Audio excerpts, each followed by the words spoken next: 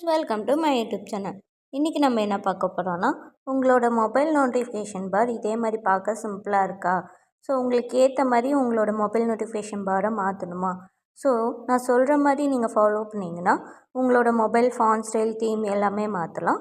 வீடியோக்குள்ளே போகிறதுக்கு முன்னாடி நீங்கள் நாங்கள் சேனலை சப்ஸ்கிரைப் பண்ணலாம். சப்ஸ்கிரைப் பண்ணிட்டு பக்கம் இருக்க பெல் ஐக்கானை கிளிக் பண்ணிக்கோங்க. அப்போ தான் நாங்கள் போடுற வீடியோஸ்லாம் உங்களுக்கு நோட்டிஃபிகேஷனாக வரும். சரி, வீடியோக்குள்ளே போகலாமா?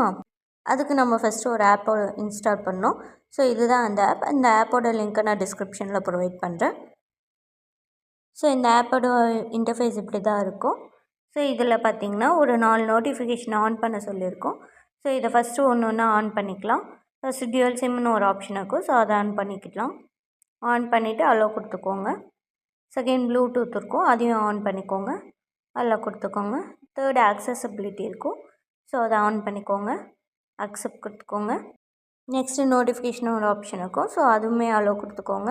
4 ஆப்ஷனும் அலோவ் கொடுத்த பின்னாடி உங்களுக்கு இந்த மாதிரி தான் ஓப்பன் ஆகும் பேஜு. ஸோ இதில் நீங்கள் என்ன வேணால் சேஞ்ச் பண்ணிக்கலாம். இதில் நிறைய ஆப்ஷன்ஸ் இருக்குது பார்த்தீங்கன்னா. ஸோ ஃபஸ்ட்டு வந்து பேக்ரவுண்ட் டைப்புன்னு ஒன்று இருக்கும். ஸோ அது கொடுத்துட்டு உங்களுக்கு இமேஜ் வந்து பிளர்ராக வேணுமா அந்த மாதிரி ஒரு சில ஆப்ஷன்ஸ்லாம் கொடுக்கும். ஸோ இதில் நீங்கள் இமேஜ் கூட செட் பண்ணிக்கலாம். இப்போதைக்கு எனக்கு இமேஜ் வேணாம், ஸோ பேக்ரவுண்ட் கலர் இருந்தால் போதும். ஸோ அதனால் நான் பேக்ரவுண்ட் கலர் கொடுத்துக்கிறேன்.